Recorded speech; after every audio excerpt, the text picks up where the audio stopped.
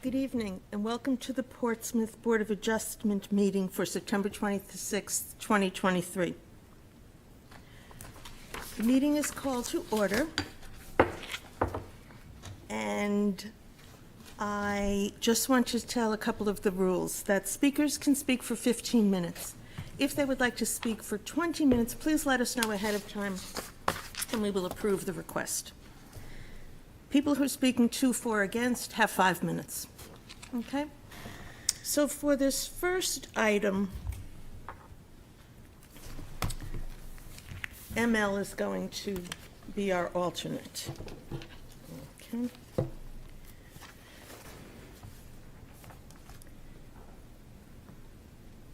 This is for the request of Marcella Hoekstra, owner, for property located at 35 Whipple Court.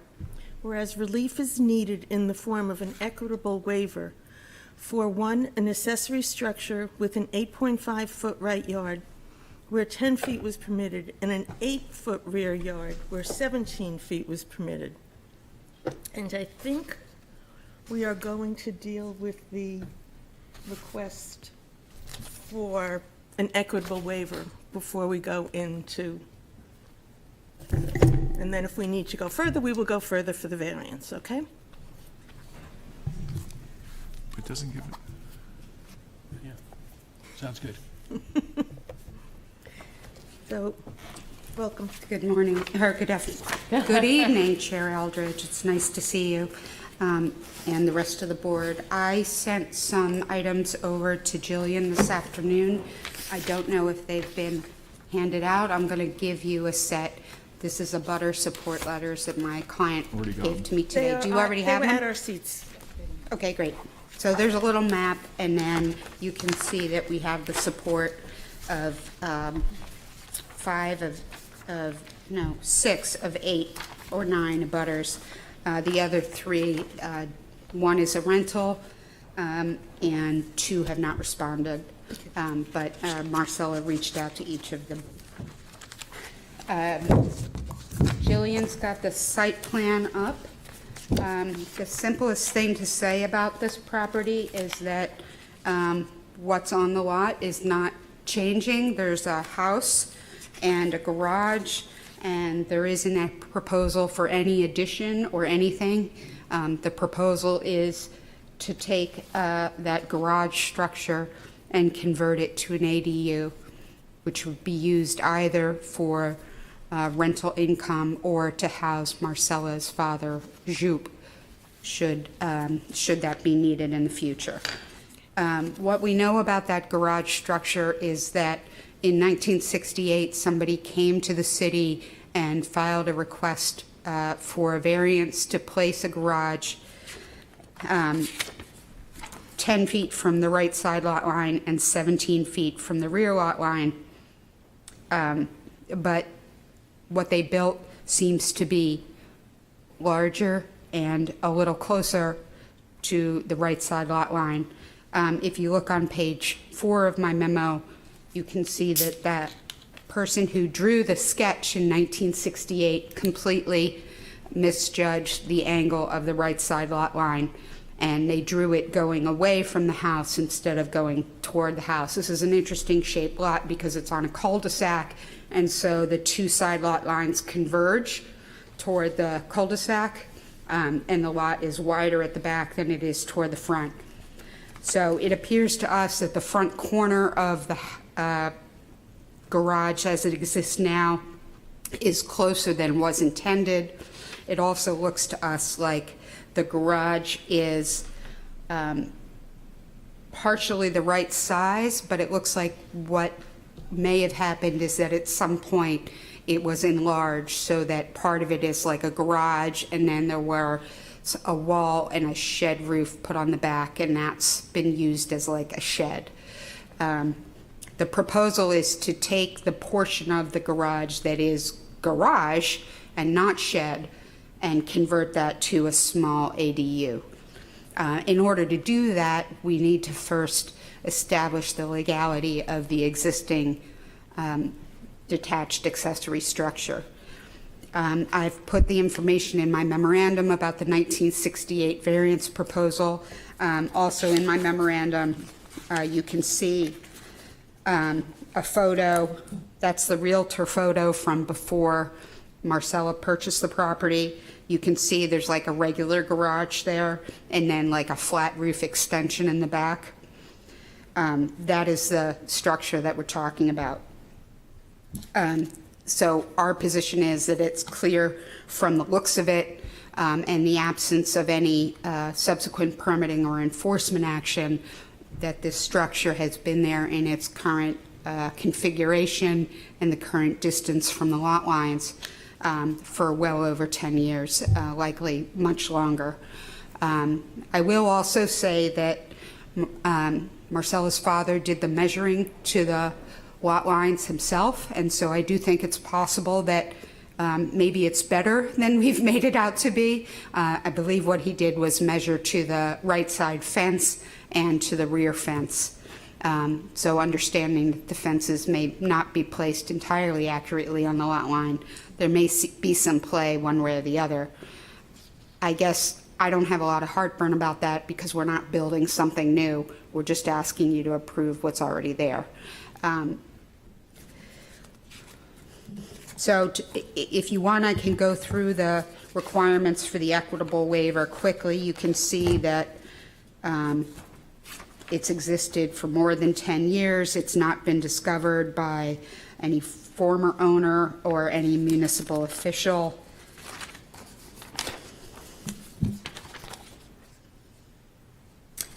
It's not a public or private nuisance. The longer area, specifically with the shed, is not noticeable at all from the front.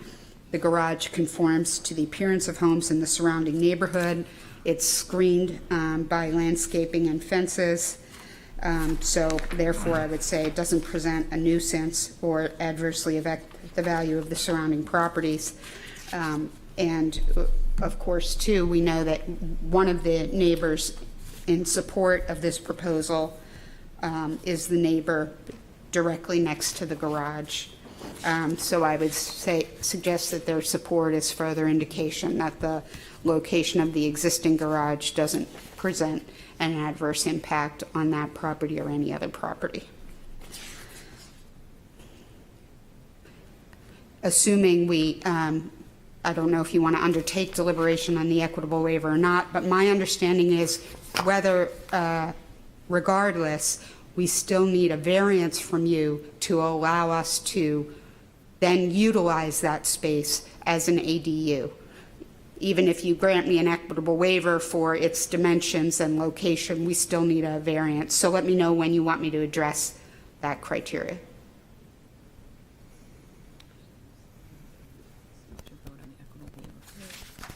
Okay, I think right now we will just consider the equitable waiver. And does anybody have questions? Yes.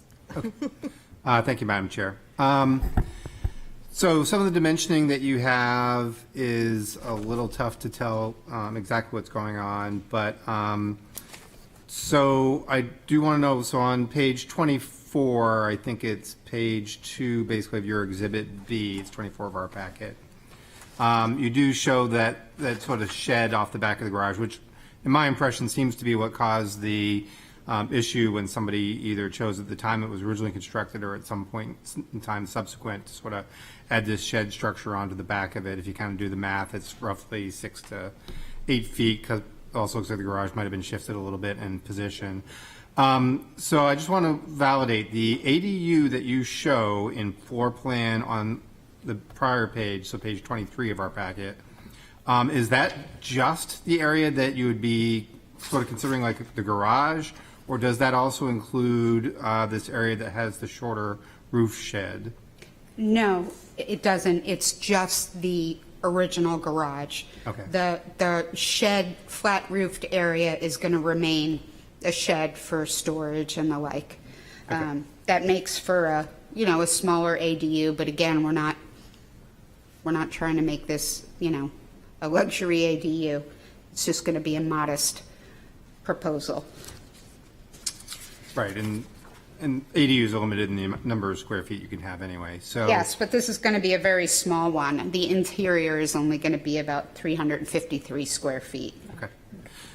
And then a question for staff. So you did indicate that the required setback is 9 feet, which I'm presuming is based off a calculation of the height of that roof for the storage shed, and the distance then basically for an accessory structure from a property line for 10.573.20 can be that height dimension. Is that what that was based off? Yes. Okay. Thank you. That's all I have. Yeah, I Anybody think, else a question? I think it's a little bit in your memo, but do you have any idea what the prior owner knew? Or is 1968 so long ago that it's a prior owner? I believe it's a prior owner. That is I don't think I included the tax card, but that's my memory, is that I felt like the person who had it before Marcella had not been there for like 50 years. So I don't know that it was, I think it was Mr. Allen. Yeah, I don't know that he was the one who did it, and I can look and see what I have for the minutes from 68, but. No, it's okay. I think you're just, what I'm looking for is that you do not know the intention or knowledge or whatever of the person who built this in a way that didn't conform to the variance granted in 1968. Right. I don't know if you look on page 4 of the memo, that's the sketch that was in the application for the variance in 1968. What we do know is that that right side lot line is turned in the wrong direction.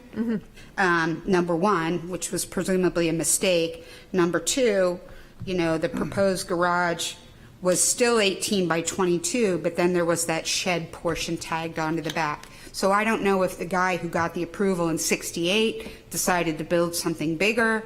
I don't know if somebody came along after the fact and decided to tag on something else. I do notice that if you look at the picture of that garage shed, it does sort of look like the siding is the same, you know what I mean? It just sort of continues, but there's no way of knowing. And in 1968, I checked the building permit file. All I can see is the variance information. I can't see a subsequent request for a building permit or the issuance of a building permit. Okay, and the reason I'm asking is because the criteria for Sure. an equitable waiver sort of requires some understanding of the knowledge of the person that did the thing that needs a waiver. Which Yes. you're saying we don't have. We don't have that information. I infer by looking at the diagram that the violating right side setback was a mistake because they misjudged the lot line. I'm assuming that the violation of the rear yard setback was, somebody maybe acting as they should not, or perhaps in ignorance of what's required. That I don't know. But it seems apparent by the looks of it that it's certainly been there for a long time. So, this is a question for staff, and I had asked this of you, Jillian, but this is the follow-up. So, we have to do the equitable waiver to sort of clean up what happened in 1968. And then we have to do the variance relief because this lot does not conform to dimensional standards for an ADU, correct? Well, The variance request is in the alternative, so if the equitable waiver is not granted, then you would consider the variance request. Okay. All right. It seems to me, and I don't know how the rest of the board thinks, variance has a stronger legal standing than I think an equitable waiver. I'd be inclined to hear this as a variance, but, if the board wants to take it in turn, that's fine with me. If I can just speak to Ms. Margison's point for a while, we went around and around with this for a long time with staff, and it was really confusing because the ordinance just changed to make certain types of ADUs permitted administratively and others requiring, such and such. I do think that when I wrote this, I was under the impression that regardless I needed a variance to change the use of the ADU. But it may be because it's so small and it's under 600 square feet, that as long as you authorize by either equitable waiver or variance the existence of the structure that's there, I don't need anything else. But I will just say that has been a source of confusion. And that is our understanding from our people. But I think it still needs a cup, though. Yes, it does. Yeah. We've already submitted a memorandum Yes, for yes. that. We're going there Yes, next. yes. All right. If there are no more questions, then thank you. I did You note. have more? Oh, okay. I didn't know we had come in the middle of your, okay. I'm sorry, I just wanted to note on the chart that on page 2 of the memo, we have indicated, Jillian, a request for the parking spaces, so I don't know, I do think that might have to be addressed in some fashion, because it looks like we're like a little bit short. That would be addressed under the conditional use permit with the planning board? Are you sure? Okay. I really don't want to have to come back. Addressed under the conditional use permit. It is not on our tasks for tonight. Okay. Anything else? That's all on the equitable waiver. If you want me to address the variance criteria, I Not am at happy this to do time. that. Okay. Thank you. So, is there anybody in the public who would like to speak in favor of this equitable waiver? Is there anyone in the public who would like to speak in opposition? Is there anyone in the public who would like to speak to, for, or against the equitable waiver? Okay. Seeing nobody stand, we'll close the public hearing.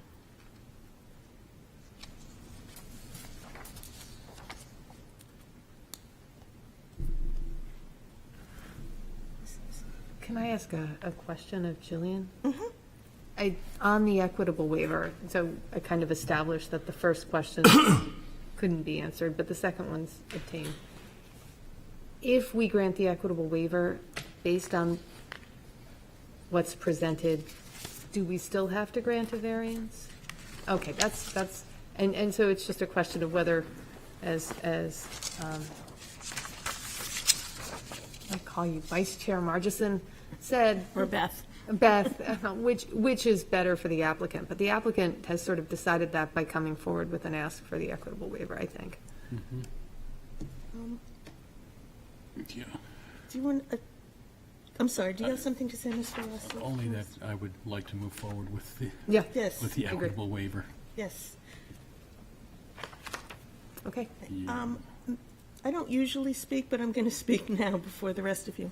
It seems to me that Part 2 of the equitable waiver information, in lieu of the findings required by the board under subparagraphs A and B, the owner may demonstrate to the satisfaction of the board that the violation has existed for 10 years or more, that no enforcement action, including written notice of violation, has been commenced against the violation during that time by the municipality or any person directly affected. To me, this is spot on. Exactly. So, yeah, so that's, what would you like to do, board? Yes. Ms. I Gaffney. move that we grant an equitable waiver for the existing, and I want to get it right. How much information do I have to put in? For the existing request. accessory structure at 35 Whipple Court. The and the- existing garage, I suppose. The existing garage at 35 Whipple Court. Second. Thank you, Mr. Mayor. Okay. Is there discussion? Okay. Then we will take a vote. Do I have to say the criteria? Oh, sorry. Yes, I am A big sorry. moment. It's okay, though. No, because Alive. those are- Public hearing's closed. Do you, But do you want to amend it just to read What'd directly you in the say, notice? Jill? Yeah. Yeah, if you want to amend it just to read directly what's in the notice, that would probably be cleaner. you got it. Thank you. What happened was my screen went dark. And I have apologies. So I am going to amend my motion to move that we grant an equitable waiver for the property located at 35 Whipple Court for the accessory structure with an 8.5-foot right yard where 10 feet was permitted and an 8-foot rear yard where 17 feet were permitted. And I agree with the changes. Thank you. And now in support of that, I want to just go through the criteria. It has been demonstrated this evening that the violation has existed for more than 10 years, and no enforcement action was taken. The physical and dimensional violation does not constitute a public nuisance or diminish the value of the other property in the area, or interfere or adversely affect with any present or permissible uses of such property as demonstrated by the uniform support of the neighbors.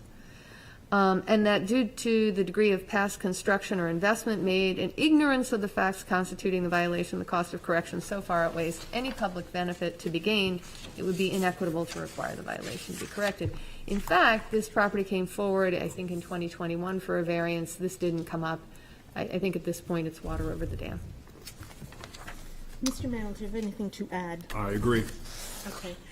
Now, is there any discussion on the motion? No? Okay, so we will vote. A yes vote grants the waiver. Ms. Geffert? Yes. Mr. Mannel? Yes. Ms. Margerson? Yes. Mr. Raym? Yes. Mr. Rossi? Yes. And Mr. Matthew? Yes. And the chair votes yes. Madam Chair, Yes. if I could, just a point of inquiry.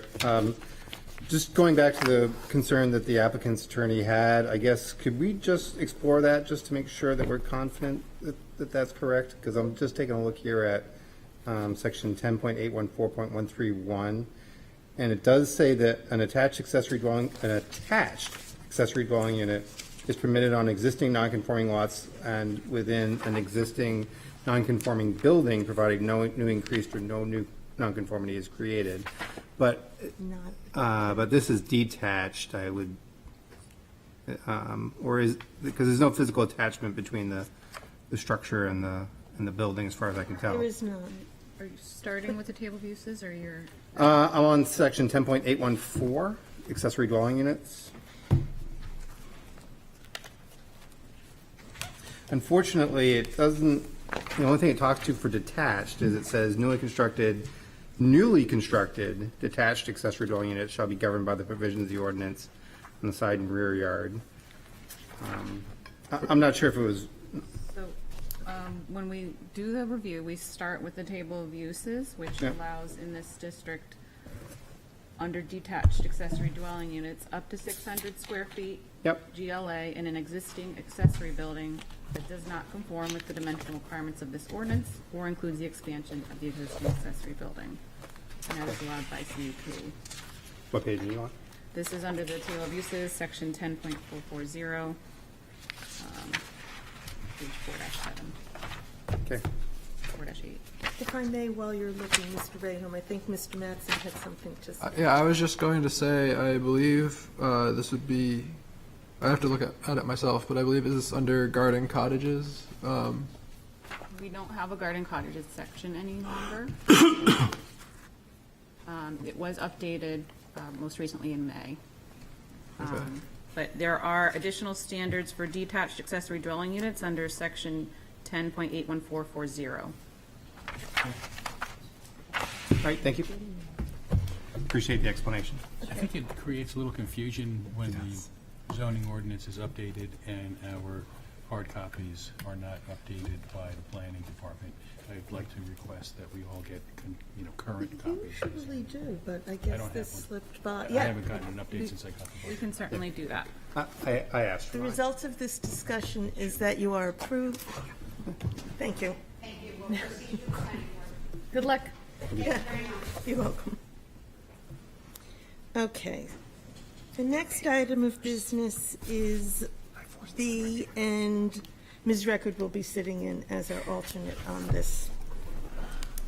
The request of Lawrence Brewer for property located at 253 Broad Street, whereas relief is needed to construct an attached garage and add a second driveway, which requires the following. 1, variance from section 10.521 to allow a 7-foot side setback where 10 is required, and 2, variance from section 10.11143.31 to allow more than one driveway per lot.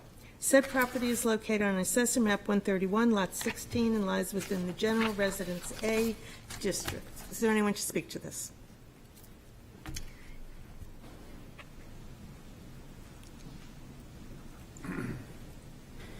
Good evening. Sorry. My name is Lawrence Brewer. My husband Josh and I live at 253 Broad Street. We purchased the property last November after living on South School for 11 years. And we want to take this opportunity to modernize the house with the addition of a 2-car garage, creating a primary bedroom suite as well, bringing laundry to the first floor, full bathroom, landscaping, outdoor space, and exploring the possibility of adding an ADU. After moving in, we realized that the headspace in the basement may allow this due to the sloping conditions. We've been in the house for nearly a year and are getting a feel for the property, the existing home, the neighborhood. In conversation with our abutting neighbors, we received positive feedback and they have all welcomed our ideas to enhance the property. We're requesting a variance from 10.521 to allow for a 7-foot setback from the left side yard abutting the property owned by Dan and Maureen, and that's 131.15. And a variance from section 10.1114.31 to allow for a second driveway to accommodate parking for a potential ADU where only one driveway is allowed per lot.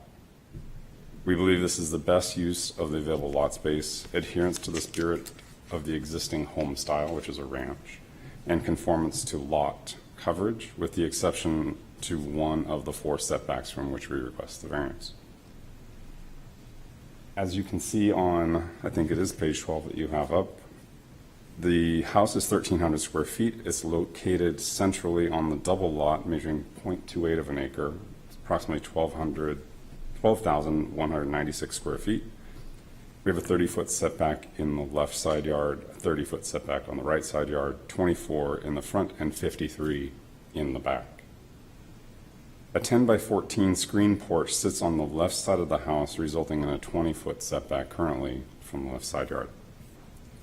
Our current building plan and idea includes removing the screen porch on the left side of the house and adding a 2-car attached garage with a single door in its place. The addition of the mudroom to the right rear corner of the garage would allow access to the existing structure. The dimensions of the proposed garage are 23 by 27 deep, resulting in the requested variance for 7 feet variance from setback from the left side yard of the Indo's property. The driveway would need to be widened to accommodate access to the new garage at a standard width. The garage would be set far enough back to not block any light or views from the Indo home, nor to be too tall to block light to their backyard. They have, as you see on the drawing there, to the left side, they have a bump out that is built right on the property line, and there's windows. They use it as an office. And so our idea is to take the garage and set it back beyond where that begins, and that allows for the space for them. When talking with them, they have their backyard there and their patio, and they wanted to make sure that we didn't go up too high and then we're staying on a single level. We want to keep with a ranch style. On the south side of the existing home, a conforming addition would be added approximately 18 feet wide by 25 feet deep, and I show here 20 to 25 feet from the rear setback of the property. Right now it's an idea and we haven't quite come up with anything more than just a general idea. And that would be to create a primary bedroom suite with a bathroom. The proposed addition would result in approximately 2,600 square feet of lot coverage, or 21% of the lot space available. In addition, we request a variance to add a second driveway to the south side of our lot where there already exists a curb, allow access to a potential ADU in the lower level of the conforming addition. After meeting with the planning staff of the planning department, we were advised to request the variance now rather than having to come back a second time, whether we do the ADU or not, just to have it as approval. There is a second curb cut on this side of the lot. We've actually used it to drive down and take stuff in and out of the basement. As far as answering the questions to why, the 5 questions, we don't believe there would be any harm done to our neighbors or the neighborhood. We've discussed our preliminary plans with them, specifically Dan and Maureen, and Mike and Ann, who live on the north side of the house and the south side. By addition of the garage, we'll help reduce the number of vehicles parked on the street and will help enhance the property values. Also, many other homes in the neighborhood have buildings that are within setback limit, including the Indos.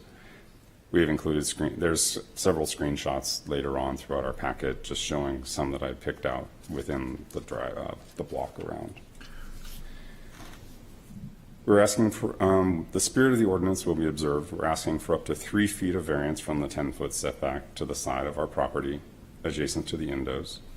A normal 2-car garage would be 24 feet wide, and we would like to accommodate 22 to 23. We have planned to recess the entrance such that it will not block light or views from the Indo home and their addition, which sits on the property line.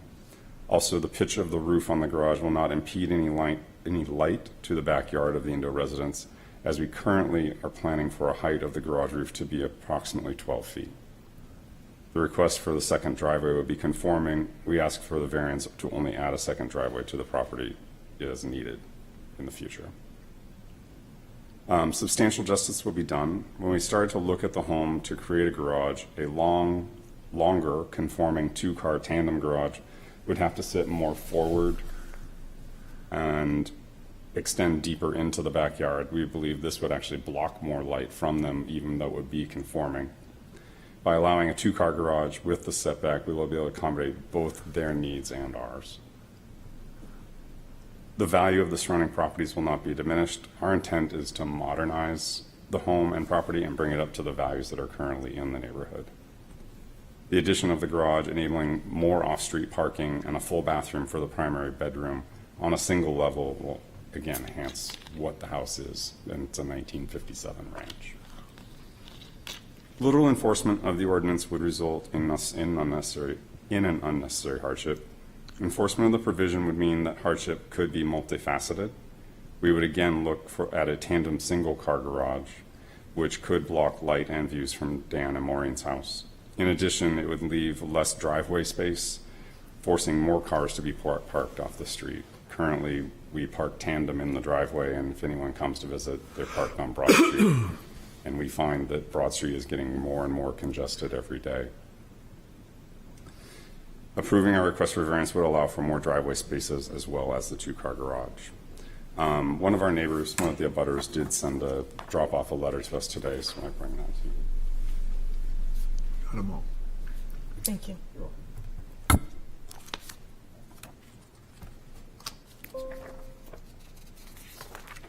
Thank you for giving us the opportunity to talk about the modernization of our home on Broad Street. These are very sticky. Getting there, they're sticky. Thank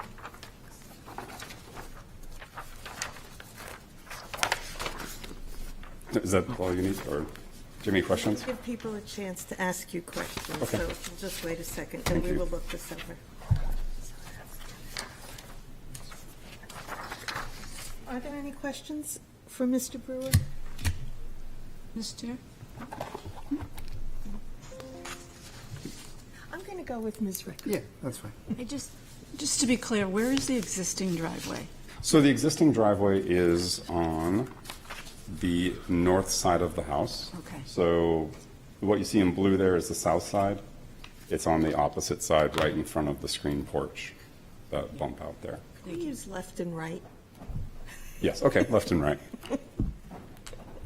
Thank you. Well, you don't know. Do you have another question? Thank you. Mr. Rand? Thank you, Madam Chair. So the staff report identifies that upon completion of the project, that you're going to have 4 parking spots. Is the expectation that those are the two garage spots and then 2 spots in front of the garage on the driveway? Correct. Okay, so that would, in and of itself, meet your need for parking if you chose to put an accessory dwelling unit on. What is your concern for the second driveway? It's because of where you think the ADU is? So with the ADU, the idea would be to put it on the right side of the house down below. And because there's already a curb cut on, it's a double-sized lot, so there's one curb cut on either side. It just would make sense to take it and go down, and they'd be able to park in front of a door that would give them private access. Okay.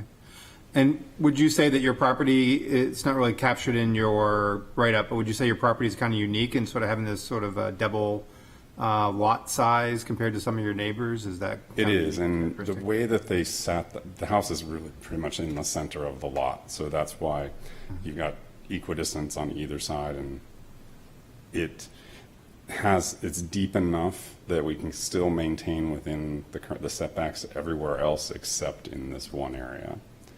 The idea of an ADU is, my mom's getting older, is this something I'm going to need? It's a phase 2. I think I put that in my written narrative, because I don't know if it's something we will need, but I'd like to be able, I was under advised to do and put it in tonight. Okay. Thank you. Are there any other questions? Yes, Mr. Rossi. Generally, when we're asked to approve a setback variance, typically the situation is that there's an existing structure that's being remodeled that already encroaches upon the setback. But in this case, it's new construction that would be encroaching upon the setback because everything is conforming now. So it's a little bit of a bigger ask than what we typically see. So my question to you is, why this particular configuration? Like if you had put the garage on the right side of the property and the proposed ADU on the left, would you still need a setback, or is there a configuration that still works within the, within the constraints of the property that would be conforming? Sure. What we found is on the right side of the property, and actually the slope goes down from the front of the house going down. So in the back of the house, there's about a 6-foot difference from the front. And currently the driveway where it is at grade halfway to the house. So it wouldn't be as far back on the left side of the house.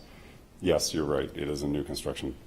We do there's a grade issue because we thought about putting it in the backyard, but then we also have a drainage issue, and we at one point talked about putting it underground, deeper into ground, and that was a drainage issue as well. So keeping with So putting it in a the backyard, garage, we had talked to okay. different options about where to put it on the property, and this was the most logical to me because that's where the existing driveway is. And we would take the sunroom away and add a garage with a mudroom that connects into the backside of the house.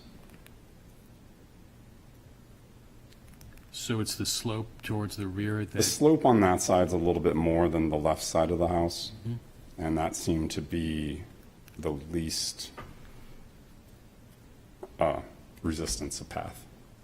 so would the ADU, the potential ADU floor level be the same floor level as the current house, or would it be stepping down? It'll be at the level of the basement. It would be below, okay. Interesting. Anything else, Mr. Rossi? No. Okay. Any other questions? Okay, Thank you. thank you. Okay, is there anyone to speak in favor of this proposal? Anyone to speak in opposition? Is there anyone to speak to, for, or against? Okay, in that case, the public hearing is closed. I have a question for staff.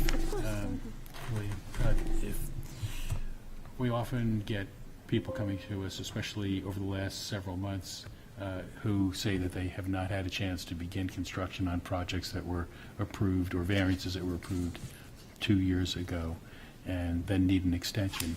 If the driveway is approved tonight and they don't build the driveway or the accessory dwelling unit in that 2-year time frame, would they then be in a situation where they'd have to come back and get an extension? Yes, they would. It would expire if they didn't. It would fall under the expiration. Yeah. Yeah. And in which case they could be eligible for a maximum of 1 year extension. Yes. I was going to ask that myself. Go ahead. Mr. Rayham, question? Not a question, some discussion if you're. Please. Yeah, I think that the setback variance, I'm good with that. I think that the applicant has given us a good explanation as to what's driving the need to put the addition in that location. I think it's a pretty modest addition. I think it is positioned in a way that is least impactful to the neighboring property. I guess I do have some reservations about the driveway. I think it's kind of interesting that they have a second curb cut. Probably gives them ultimately a justification for it, but with the concern that Mr. Rossi just brought forward, and with the fact that really we would have to kind of in my mind, part of the hardship criteria would be for it is if they actually built the accessory dwelling unit, then that kind of drives the need for the driveway. If that never gets built, I don't think I can see a hardship for a driveway being in that location with the current situation with the house. So I think that part it's kind of came in as an oh by the way, but I'm not certain that's actually appropriate. Okay. Mr. Matson? Yeah, I was thinking about the hardship as well for the second driveway, and I do think that the double lot is something that is a special condition that distinguishes this property, and therefore 2 driveways would actually be consistent with the remaining streetscape. But I was thinking about that as well. I think Ms. Marterson had a... Did you have your hand up? I did. Yes, Ms. Martin. So I am thinking along the lines of Mr. Rayum. I don't have a problem with the dimensional relief because it's only 3 feet less than is required. I mean, I know they're going from 20 to 7, but it's 10. My concern is the second driveway, and even with respect to it being an ADU, the zoning ordinance was amended in May to allow for ADUs, and the spirit and intent was that they would be sort of nestled, or they would fit in well with a neighborhood, and they would not be very conspicuous to the neighbors or the neighborhood. And I think having a second structure with a second driveway really violates what they were trying to accomplish with the ADUs. Then you have basically 2 houses, 2 driveways on 1 lot. I am, unless I hear something radically different, I'm not going to vote to approve the second driveway. So, The accessory dwelling unit is in the basement of the existing house. It will not be another structure on the lot. I know, but the driveway will be. I understand. I just wasn't sure Yeah. The that I drive, understood what you were saying. yeah, So- the driveway is to service the No. ADU. I think they're proposing an addition to the home. Yeah, On it's top an of the attached new- garage. Correct. Okay, I misunderstood that, having read this for so long to figure out where the driveway was. Looking at page 36 of our packet, I think the second red box, the intent is that's the potential accessory dwelling unit footprint, and it's Okay, further. and when he said basement, Yeah, it's at a basement level, but it isn't. Yeah. no, that's the addition they're putting on now. No, No? that's a potential. I'm sorry. Okay, The- sorry. The almost exactly square one is the Is- addition that they're putting on now. That's the That's the garage. garage. Garage. Right, okay. So just to finish, I will not be voting for the second driveway. I'm not in favor of that. Okay, anybody else, other questions? I've been enlightened, thank you. Mr. Rossi? Mr. Matson? Yeah, I guess in regards to Ms. Marterson's comments, I'm not necessarily 100% for the second driveway, but I don't think it's that big of an ask because this is the GRA residence where 2-family homes are allowed. If it was a single-family zone and a single-wide lot, I would have a lot more trouble with it. But I guess, yeah, initially I had more of hesitation about the 7-foot side yard setback, but I guess, yeah, those are my thoughts. Mr. Mano? Yeah, I mean, the setback for the two-car garage is minimal, it's 3 feet. While I hear the arguments without there's no hardship for the second driveway, and the client, the applicant, has proposed an addition in the future, phase 2, where the ADU is going to be in the basement of that addition. The addition, from what we see right now, will have no need for variances. So basically, he's trying to take care of everything right now, because we all know how much we love people coming back here multiple times. So the lot's wide enough. I have no problem with the second driveway. If the ADU never gets built, he's got a second driveway that goes nowhere, as opposed to his primary driveway that goes to the two-car garage. So My understanding is that the driveway would not be built unless you decide to build the ADU. So there would never be a driveway going nowhere. As Mr. Rayam, I believe, brought up, there is the problem in my mind of time running out and then having to request. But that is also on the petitioner. yeah, So basically, just a consideration. it's basically asking for a curb cut. Yes, I'm sorry, Mr. Rayam, yes. Madam Chair, I would move to approve the applicant's first variance request, variance from section 10.521 to allow a 7-foot side setback where 10 feet is required for the garage structure, and then we can maybe deal with the other part afterwards. Second. Okay. Is there any discussion? I'll make my motion. Please, sorry, I'm sorry. Oh, I'm sorry. I thought you moved. Yeah, we- Sorry. I withdraw my second to no motion. Yeah, go ahead. Yes, Okay, thank you. So the request here, as we talked about, I think is relatively minimal. It is a modest structure that they're asking for. They are positioning it in a way that it is avoiding the sort of the outcropping of the neighboring property that is either very close, looks like it's pretty close to the existing property line. So there is, a small separation there on the neighbor's part, in part because that neighbor has the narrower lot. As the applicant noted, they kind of have this double lot, which when their house was originally constructed gave more leeway to it. So just going through our criteria, granting the variance would not be contrary to the public interest. Really, I mean, the main public interest is for the abutters and their light and air. While this is a small infringement on that, it's a relatively modestly sized structure. It's only, a 1-story tall with a very modest pitch to the roof. It is in a neighborhood of, as the applicant has shown, of homes that are very tight to their property lines. So it's not like there's going to be an unusual change in the character of the neighborhood. It's not like all these wide open spaces. They, in fact, probably have the most wide open space available. So creating this characteristic where there's a small infringement upon the setback requirement relative to the neighboring property does not change the fundamental characteristics of the neighborhood, which also applies to the granting the variance would observe the spirit of the ordinance. Again, relatively small encroachment that's being asked for here, not anything is out of the characteristics of the neighborhood. Granting the variance would do substantial justice, really the ability of the applicant to enjoy a 2-car garage attached to their property and make improvements to the driveway in front of it. There's really no public purposes that would say that would outweigh the enjoyment that would bring to the applicant. Granting the variance would not diminish the values of surrounding properties. This will likely add value to the current home. A 2-car garage generally does. And I think there's no negative impact on any of the surrounding properties, probably a positive one. And then enforcement of the provisions of the ordinance would result in unnecessary hardship. So what are the special conditions of the property? It is a double lot that the applicant has that creates a situation where they do have more room probably to add on to an addition than maybe some of their neighbors might be able to do. This is a logical location, as the applicant has indicated.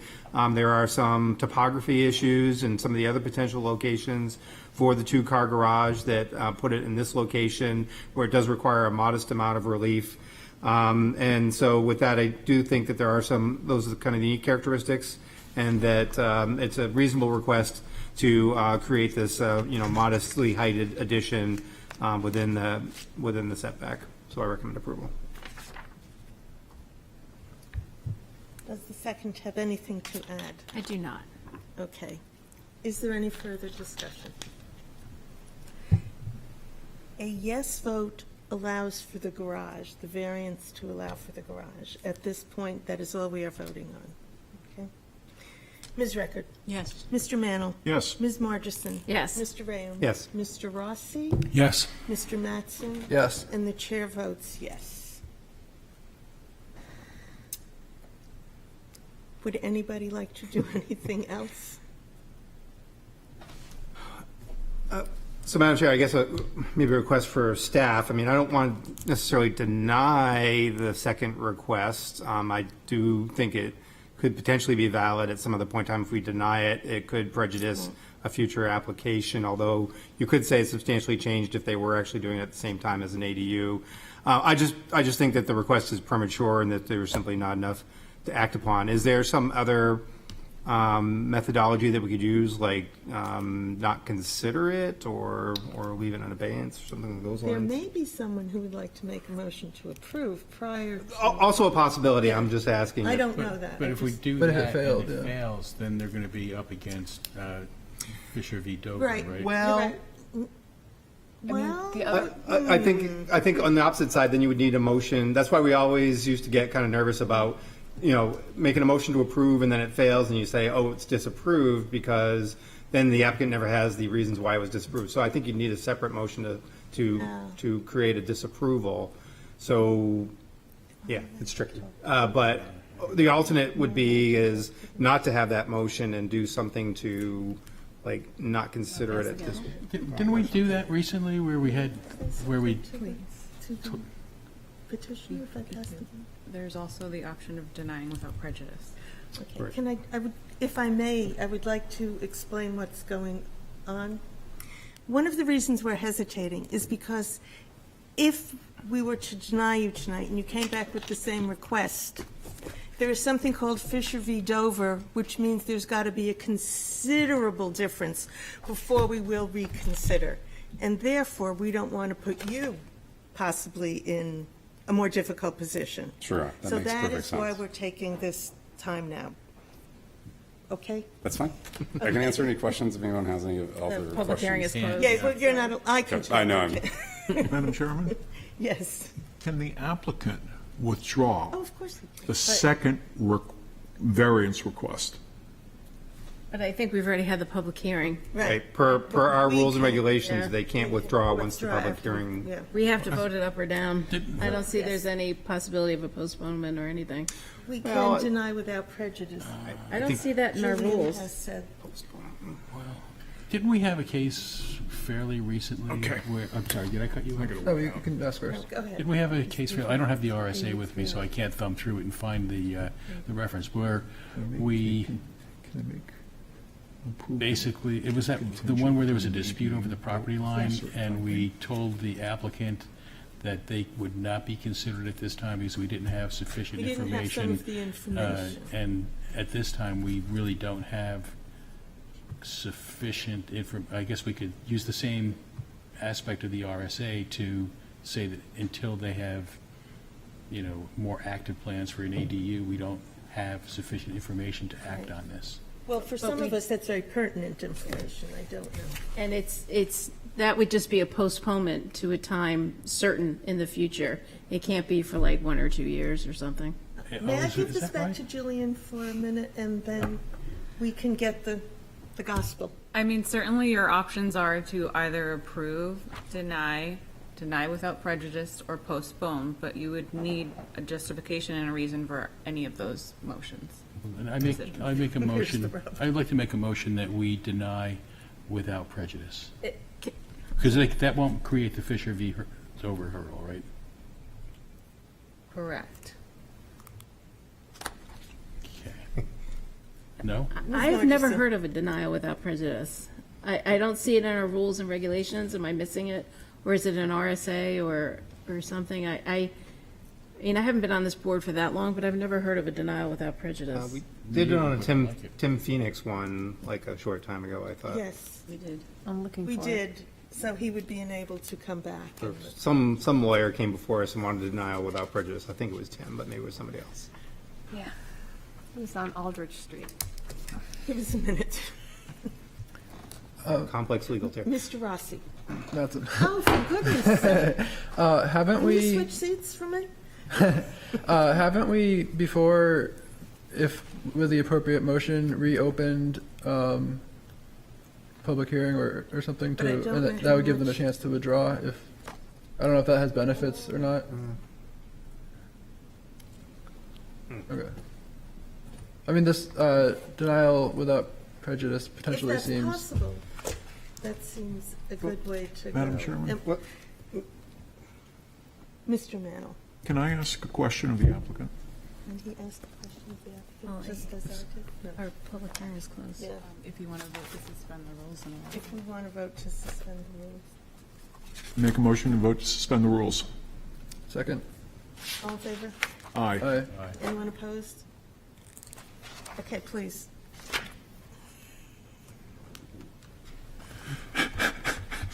Thank you. What's your time frame So I'm hold on, what's your time frame for the ADU? ideally, I'd like to do it at the same time as the addition, but we don't, after talking with Jillian and Peter Stith, I don't know the regulations with ADUs, and so ideally, I would, after, with the approval of the garage, I can go start looking for a builder and hopefully start this a year from now. So that's my goal. And with talking with Peter, if I'm going to do an ADU, I'd have to put plumbing in the ground. I would have to get the mechanical, electrical, Yeah.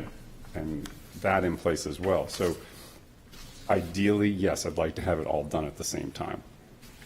So Okay. to answer your question, within the year to 2 years. It is Okay. quite a bit of wiggle room. Well- Yes. And I think you had a question. The curb cut is existing there already, Yeah, and so.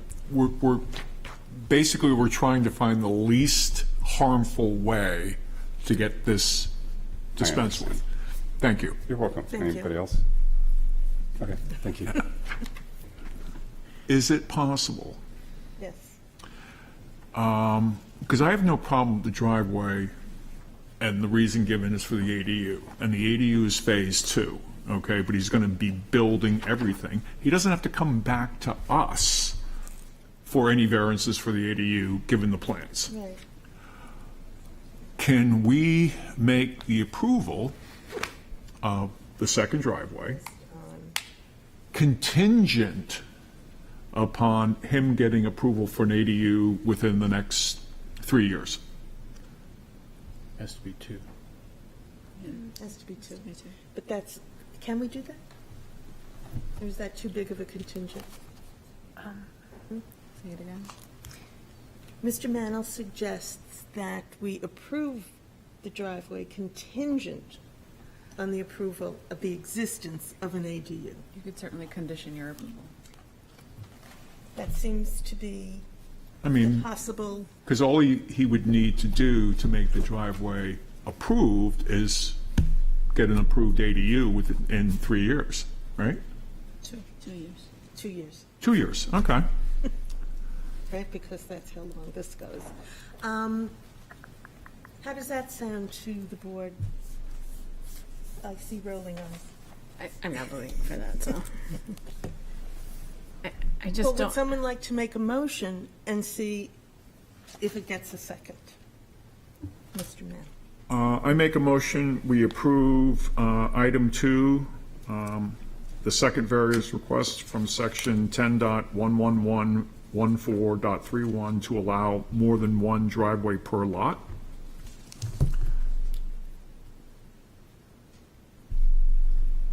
Full stop. No stipulation? Oh, conditional, condition upon getting an approved ADU within 2 years. Is there a second to this motion? I'll There second. is a second. Mr. Mattson has seconded. Would Okay. you Okay. elaborate? As we, yeah, as request. We've gone through what seemed to be a very simple request. Granting the variance would not be contrary to public interest. It would not. He already has a curb cut there. So it requires nothing from the city. Granting the variance would observe the spirit of the audience, or ordinance, and the audience too. I believe that it would do substantial justice as well. The thing about the driveway is that he wants to have a separate private entrance to a potential ADU by making it contingent. He doesn't get the second driveway unless he builds the ADU. The ADU is going to be, as the applicant has said, on the lower level of the addition on the right-hand side of the house in the backyard. This will give that occupant, direct access to his ADU without going around the entire house. Granting the variance would not diminish the value of surrounding properties. It shouldn't. Little enforcement of the provisions of the ordinance will result in a necessary hardship. Like it was already previously pointed out, it's a double lot. The home is built in the middle, so he has room on either side. And owing to these special conditions, I believe that he does have the hardship, especially if he wants to put the ADU in back. And so, my motion. Okay. Does the second have anything? I would just add that it's a reasonable use. Okay. Is there discussion on the motion before we vote? Yes, Mr. Graham. Yeah, I'm still not going to be supporting it. We'll see what happens. I just don't think that the imposition on the applicant is to re-advertise at that cost at the time that we would have a better idea exactly what the ADU would be, what the need for it is, with some justification and a clear hardship that we can point to. I'm just not seeing it right at this point, so.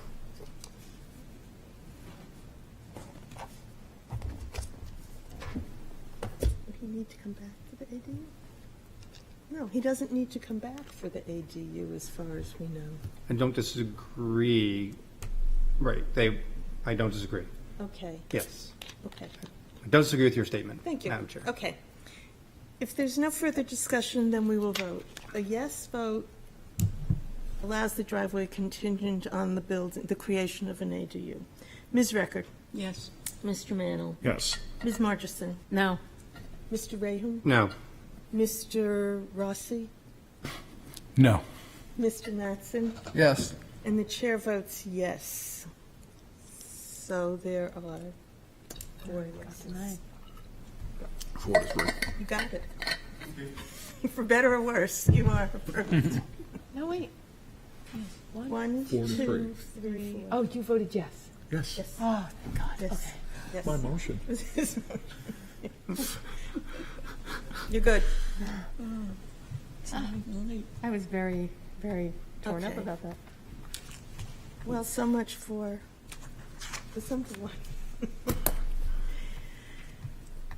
The next item of business is the request of Prospect North owner for property located at 815 Lafayette Road, whereas relief is needed for the demolition of the existing building and tower and the construction of 3 4-story, 24-unit multifamily buildings, 72 total units with first-floor parking and associated site improvements, which requires the following. 1, variance from section 10.5B33.20, front build-out, to permit a front build-out of less than 50% of the total front yard width.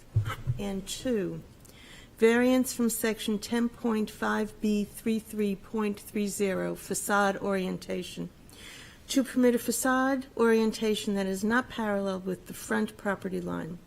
Said property is located on Assessor Map 245, Lot 3, and lies within the Gateway Corridor District and the FEMA 100-year flood and extended flood hazard area. Is there anyone to speak to this petition? Thank you, Madam Chair and members of the board. My name is FX Bruton. I'm with Bruton and Barabee in Dover. and I represent the applicant tonight, 815 Lafayette, Prospect North, 815 LLC. With me tonight is project engineer Patrick Crimmins, is here to answer questions if you have them, as well as project representatives are here as well, Mike Brown and Ed Hayes. This is a site that I think you're probably all familiar with. It's the old HEB site located directly adjacent to Sagamore Creek. And as the notice indicated, the project is going forward. The property is about 19.6 acres in size.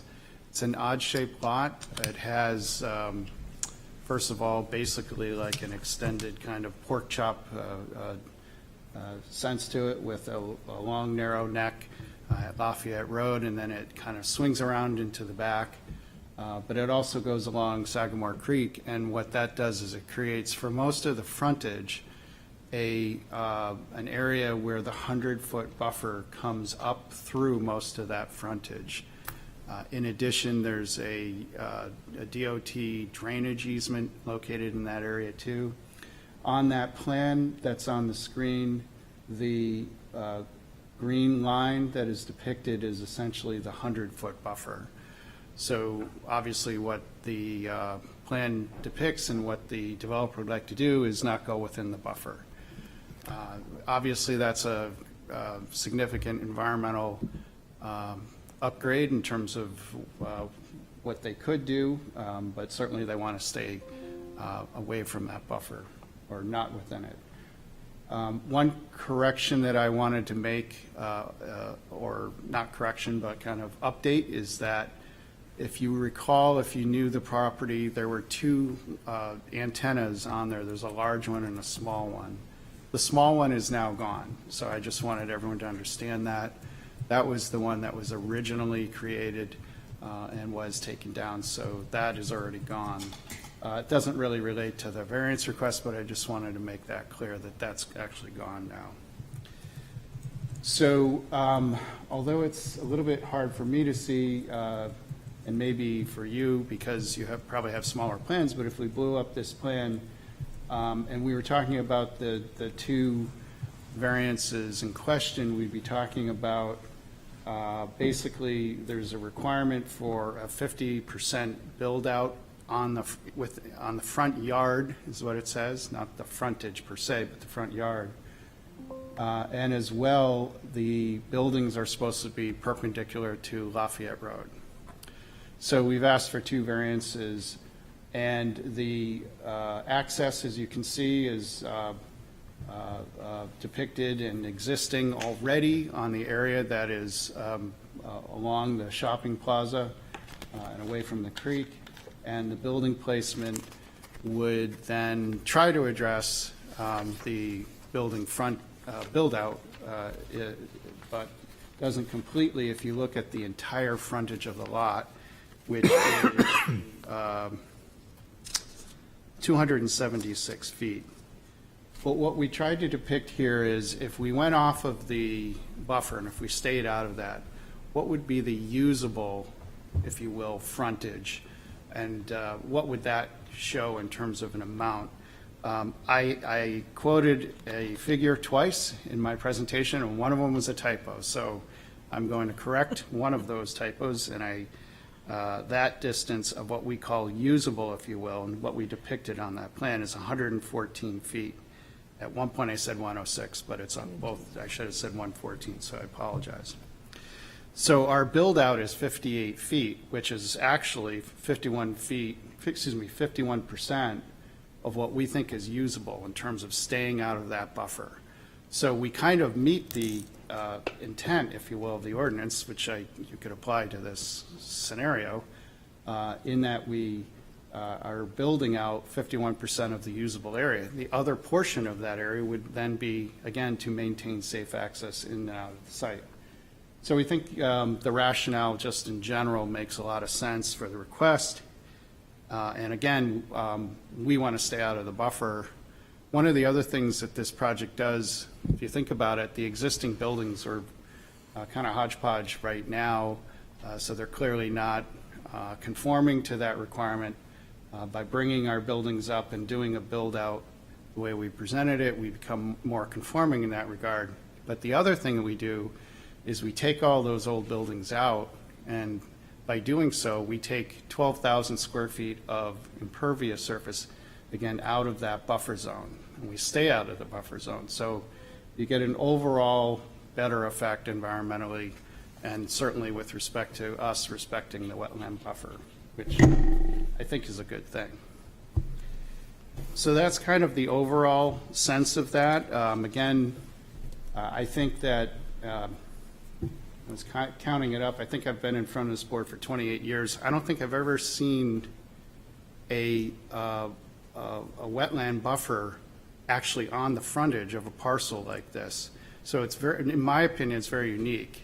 And so what it does is it creates that area. So we start with an odd-shaped lot, basically, again, this long neck going into a larger parcel. And then it gets shrunk even more because we now have this 100-foot buffer coming all the way up Lafayette Road, actually, which I find very unique. So in any event, we're doing the build-out that's required if you use the usable frontage. But if you also think of it, too, in terms of, when we all pass by there, obviously we see the wetland buffer. It's fairly significant. We never expect that there should be build-out in there. So when we see what we're going to hopefully see, you're basically going to see what you thought was 50% build-out. So we pretty much are going to cover that base in terms of what we all naturally think we would see in terms of where's the buildable area there versus the actual property line is well within this 100-foot wetland buffer. So those are the kind of unique aspects of that. And then the second request kind of falls right into that unique aspect of the lot as well, because what we want to do is create, instead of that hodgepodge look, we want to create a symmetry, and we want to, if a building has to be parallel to a road, I guess one could presume the only reason, certainly not for safety, is more for an aesthetic appearance. So when we present these buildings in a more symmetrical way, we think we've accomplished that goal as well. And just building out, if you will, a fake wall or something to that effect, just to make it parallel to Lafayette, wouldn't probably do the opposite of what the intent is, which is to create some symmetry and aesthetic appeal. And so we think that the second variance is related to this configuration of the lot. And again, that location, again, that green line that goes all the way along the buildings. So we think that that rationale, again, equally applies to that second request for the variance. So just to go through the criteria, granting a variance will not be contrary to the public interest. The test is whether it creates a unduly and marked degree conflict with the basic zoning objectives. I think the net effect of, again, what we're asking for actually is consistent with the zoning objectives, where we comply with that usable area of at least 51% build out. And again, if the intent is to create a more aesthetic depiction of the buildings, we think we accomplish that with respect to not being perpendicular to Lafayette Road. And again, this project is certainly going to be consistent with the public interest. Again, we're not asking to go into the buffer zone, and we're trying to protect that natural resource. And by moving forward with the project, we're actually taking 12,000 square feet out of that buffer zone, which I think is helpful for the public interest, and also is why I think we comply with the spirit of the ordinance in terms of, again, all of those reasons environmentally, as well as creating a safe means of egress and ingress, so that we're not building more than the 51% of the front build out.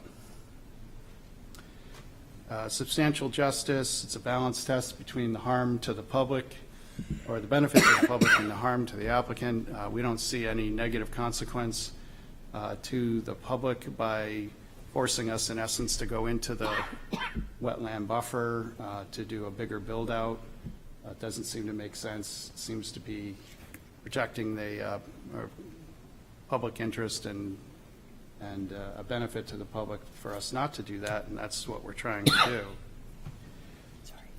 Diminution in property value, this is going to create 72 units in the area. Obviously, there's a shopping plaza right next door. They'll certainly benefit by that.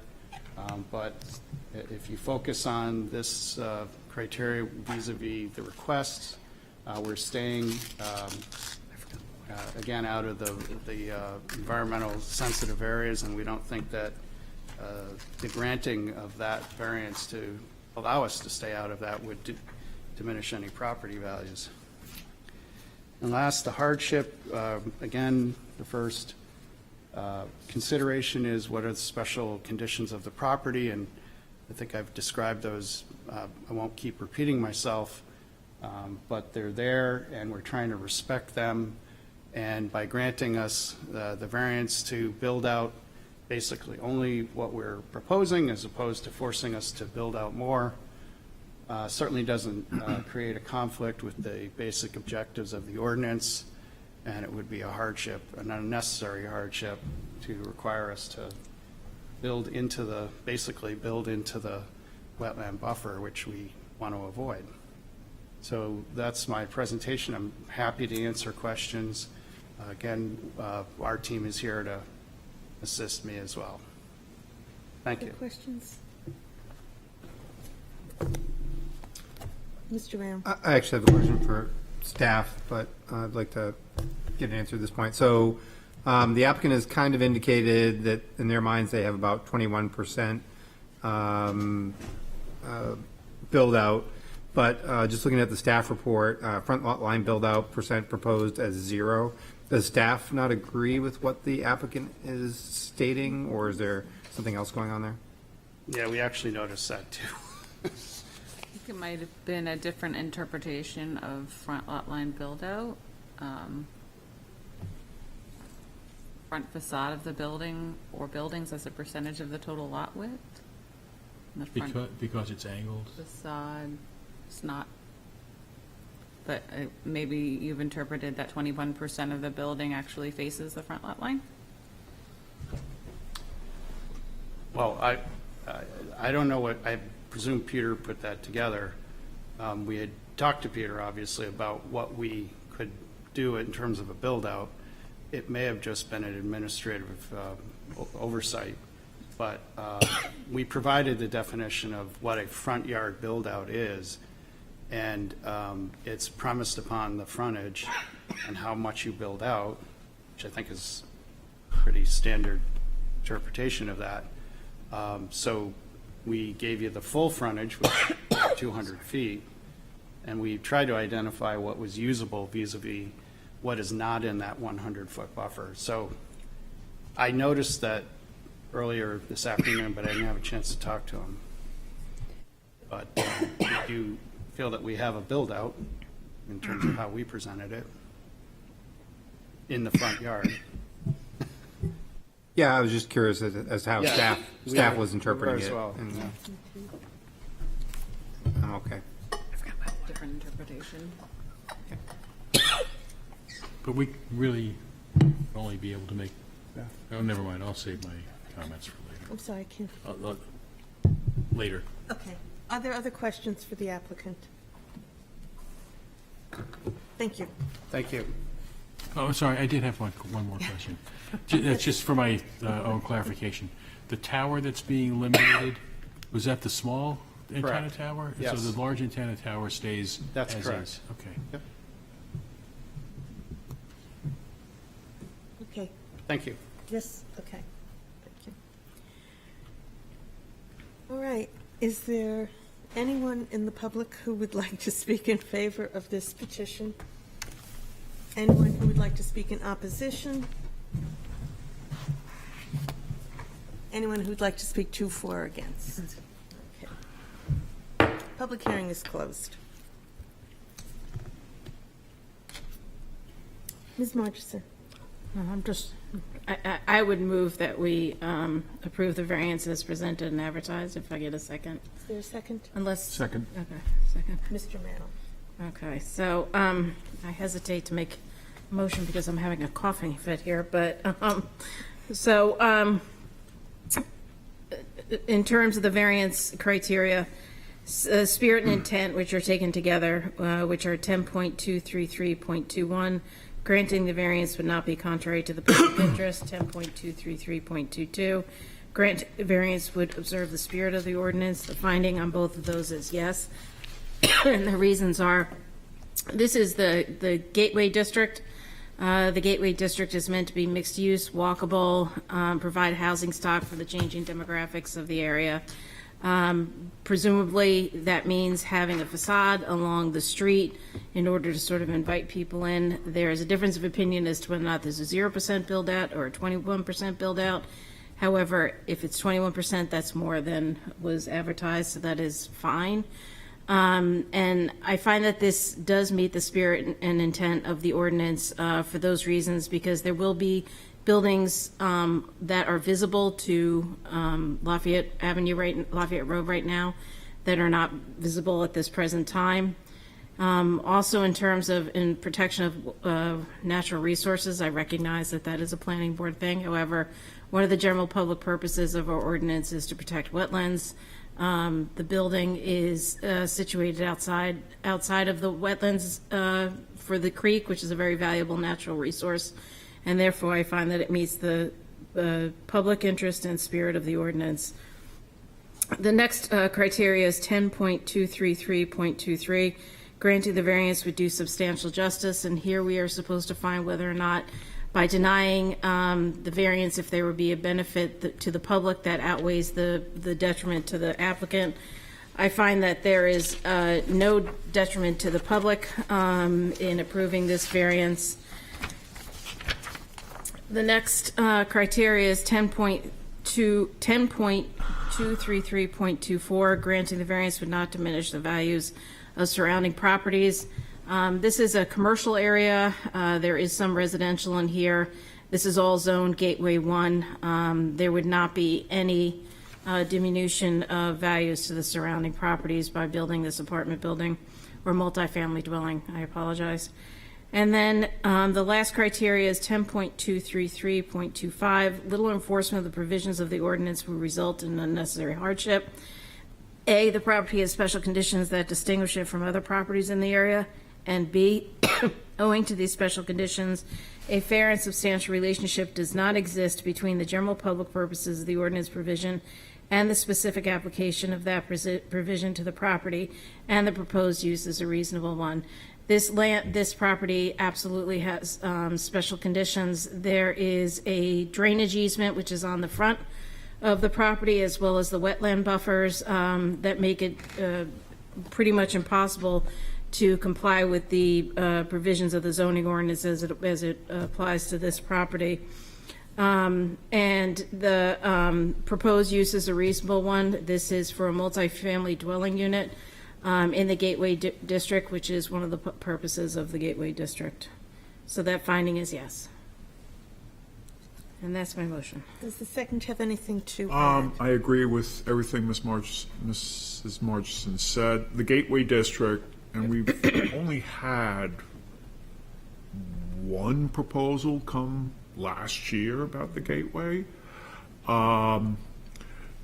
The ordinance is supposed to eliminate stroads and have more walkable streets, so it's anticipating large frontages on a major road so that the building is close to the major road, i.e. that's their 50% facade requirement, and all the parking in the rear so that people will walk down the streets, and if they want to drive the car, they will drive around the back. Now, obviously, this is not the ideal gateway parcel because it's restricted, like you said, by the drainage easement and the wetlands buffer, but I think they've done a great job for the area that is right now cleared all the way to the current radio station, the present radio station, to get this project in. It would be impossible, at least as I can see it, for them to, move the buildings 90 degrees to satisfy the provisions of the ordinance. So I definitely believe there's a hardship, and I will support the motion. Okay. Is there any discussion before we vote? Mr. Rossi? I will not be supporting the motion because I do agree that the special conditions of the property do speak to the front, I'm trying to remember exactly how it was worded, but the percentage of use of the front of the property. But I don't agree that a building, like the first building, could not be placed perpendicular to the road as specified in the ordinance. Therefore, I don't think that hardship really exists for the non-parallel placement of the front of the building that borders the road. It might be a smaller building, but I do think it's possible to put a building there that complies with the ordinance despite the special conditions of the property. Any further discussion? Mr. Ram? Yeah, just a minor point on something that the maker of the motion, Ms. Margerson, said. The 0% build-out was only in the staff report. It is not in what was advertised for this. It just makes a reference to less than 50%. My question when I brought it up was really more just to make sure that I understood any concerns that the planning department had before moving forward.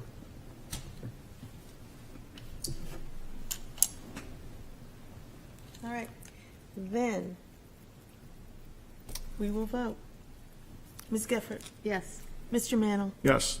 Ms. Margerson? Yes. Mr. Rayum? Yes. Mr. Rossi? No. Mr. Mattson? Yes. And the chair votes yes. You are approved. Thank you.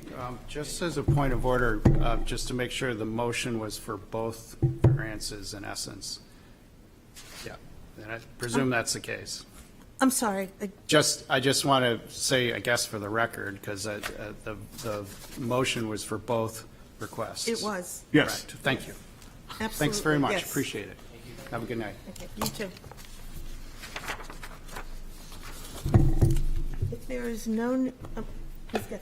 I just wanted, may I speak about one quick thing, which is the ability to deny without prejudice and just pick up, only don't we- for, when you're ready, if I could do that. Okay. It'll be super quick. All right, yes, go ahead. In August of 2022, the statute governing ZBAs was changed to allow for the denial of an application without prejudice. And in that instance, the applicant can present the request for the same or similar relief later. But there's a catch, and I bit my tongue because of the catch. This isn't the catch. That determination has to be based on lack of information, okay? And the applicant has to not consent to an extension. And so it was too complicated, and I wasn't allowed to participate in that hearing. But if we decide that there's insufficient information, whatever that means, and the applicant isn't willing to extend, you say, you don't have enough information, we want to continue this, and you bring back more info, and they're like, no, I don't want to do that, which is a little orchestrated. We then can deny without prejudice. But there are those criteria, so it does exist now. But in fact, interesting. you can participate until the public hearing is closed. Oh, Yeah. Yeah. I'm so sorry. Really wish you'd piped up with that. I had all these ideas. I was like writing things to Judy. Because I'm so sorry. That's specifically the change in statute that I was referring to. Yeah. And we did use it in that. For Gamble, Another one. We did. the Aldrich We did. Road one. Okay, is So we don't there have a, Should we go? is there a motion to Adjourn. adjourn? Seconded. Okay, all in favor? Aye. Thanks. I just.